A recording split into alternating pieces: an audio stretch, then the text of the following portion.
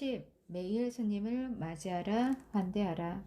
매트 밀러매그는 전 세계 인터넷 사이트 중 25%가 사용하는 오픈소스 콘텐츠 관리 회사인 워드프레스를 개발한 인물이다. 어느 날 월스트리트 저널이나 포브스, 테드, 로이터 통신사의 웹사이트를 방문한 적이 있다면 그건 워드프레스가 실제로 사용되는 모습을 본 것이다. 워드프레스의 가치는 10억 달러 이상으로 알려져 있고 매티의 개인 재산은 4천만 달러에 이른다. 나아가 그는 500명의 직원이 세계 각지에 흩어져 일하고 있는 오토매틱사의 CEO이기도 하다. 나는 이 회사의 고문을 맡는 영광을 누리고 있다. 달리는 개는 어떻게 되었을까? 매트와 나는 많은 날을 함께 여행했다. 여행을 통해 매트가 장르를 가리지 않는 독서 광임을 알게 되었고 그것이 그의 엄청난 성공을 일군 밑바탕이 되었다는 사실 또한 알았다. 특히 매트는 피터 드러커와 그가 쓴 자기 경영 노트의 열렬한 팬이었고 동시에 이 책에도 등장하는 알랭드 보통의 프루스트를 좋아하세요 같은 철학서들을 여행 내내 손에서 놓지 않는다. 2008년 그리스로 향하는 비행기 안에서 나는 내가 쓴 4시간의 저작권을 침해하는 사람들 때문에 잔뜩 흥분하고 있었다. 그런데 매트가 그게 그렇게 화를 낼 문제인가요? 라고 하는 바람에 순간 멍해졌다. 아니, 이게 정녕 그토록 책을 좋아한다는 사람이 할 말인가? 매트가 담담한 어조로 덧붙였다. 팀, 화를 낸다고 해서 그 사람들이 당신의 정신 판본을 사지는 않을 거잖아요? 그러니까 그냥 무료로 광고한 셈 쳐요. 아니면 그들을 수면 위로 끌어올리는 재미난 이벤트를 생각해 보든지요. 매트는 자신의 회사에 심각한 상황이 닥쳐도 무심한 얼굴로 평온하게 맥주를 마시고 당구를 친다.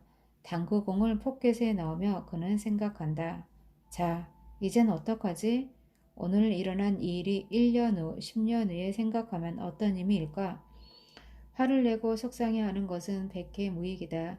그 시간에 대안을 찾는 것, 왜 그런 일이 일어났는지에 대한 질문을 통해 뭔가 배우고 얻어야 한다는 것이 매티의 지론이다. 그래서 나는 부정적인 감정에 휩싸일 때면 재빨리 매트라면 어떻게 생각할까? 라는 질문을 던지면서 빠져나온다. 매트는 이렇게 말했다. 자동차 뒷공무니를 쫓아서 맹렬하게 달리는 개가 있다고 해보자. 갖은 노력 끝에 마침내 그 개가 자동차를 따라잡는 데 성공했다고 치자. 자, 그러면 이제 그 개는 무엇을 해야 할까? 그렇다. 그 개는 이제 뭘 해야 할지 모른다. 그 후의 계획이 부재하기 때문이다. 나는 이런 사람들과 기업들을 자주 목격해 왔다. 모두가 한 번은 어떻게든 성공한다. 그러고는 번번이 실패하는 길로 옮겨간다. 자, 그 다음은? 이라는 질문을 미리 검토하지 않았기 때문이다. 우리는 예상치 못한 걱정, 화, 두려움이 어느 날 갑자기 자신을 찾아왔다고 생각한다. 천만에 그렇지 않다. 다음을 생각하는 계획의 부재가 불러온 결과일 뿐이다. 매일 새로운 대안을 찾아라. 우리에겐 날마다 새로운 하루라는 손님이 찾아오기 때문이다. 어떤 손님은 환대하고 어떤 손님은 박대하는 장사꾼이 부자가 되는 걸 본 적이 있는가? 우리에게 필요한 건 갑자기 진상으로 변한 손님에 대한 걱정과 불평, 두려움이 아니다. 모든 손님을 환대할 수 있는 계획이다. 우리는 모두 맨 끝에 서 있다. 샌프란시스코에서 하이킹을 하는 도중에 매트가 내게 팀 어번이 운영하는 웨이벗 Y라는 블로그에 실린 맨 끝이라는 글을 읽어보라고 권해주었다. 우리가 오직 하나의 글만 읽을 수 있다면 꼭 그걸 읽어야 한다면서. 이 글은 숫자와 도표를 사용해 우리의 삶이 실제로 얼마나 짧은지를 잘 보여준다. 특히 다음에 인용한 글은 우리를 깊은 생각에 잠기게 한다. 고등학교를 졸업할 무렵이면 우리는 부모님과 직접 대면할 수 있는 시간의 93%를 써버린 것이다. 어른이 된다는 건 7%, 5%, 3%의 삶을 살아가고 있다는 뜻이다. 이처럼 우리는 모두 맨 끝에 서 있다. 매트는 우리에게 묻는다. 남은 7% 가운데 당신은 몇 퍼센트를 화를 내고 걱정하고 좌절하는 데 사용하고 있는가? 현자와 부자로 만들어질 도구들. 매트는 많은 언론으로부터 인터넷 사업을 통해 억만장자가 된 아이콘으로 소개되어 왔다.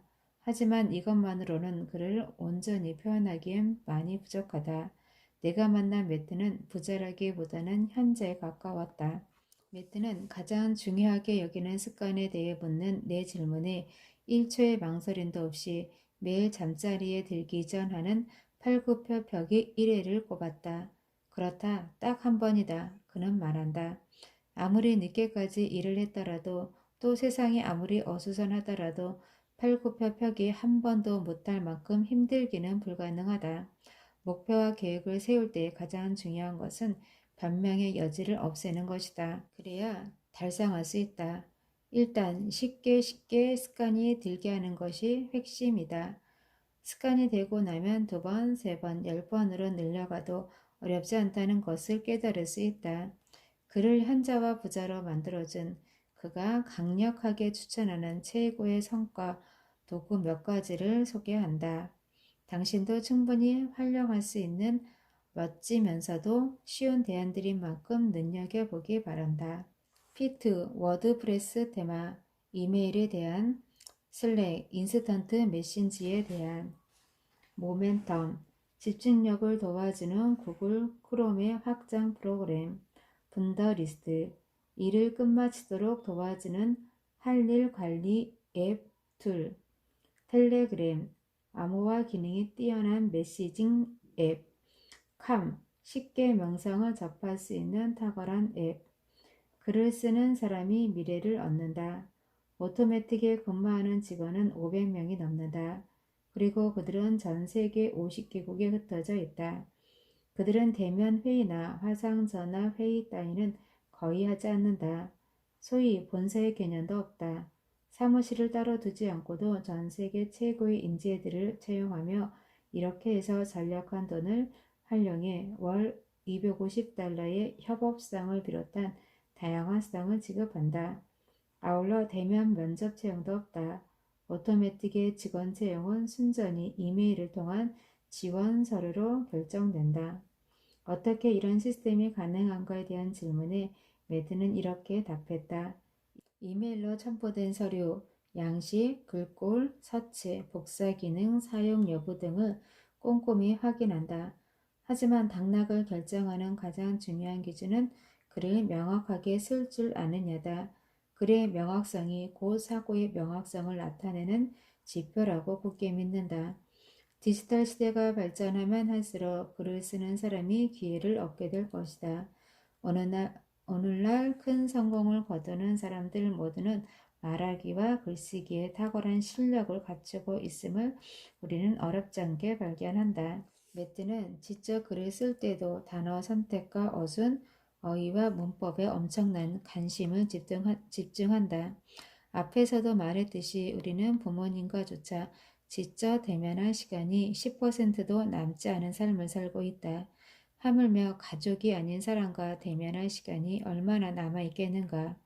이를 생각하면 오토매틱의 인재 채용 시스템을 어렵지 않게 이해할 수도 있다. 바야흐로 그 어느 때보다도 글로 사람들의 마음을 사로잡고 설득하고 변화시키는 시대가 왔다.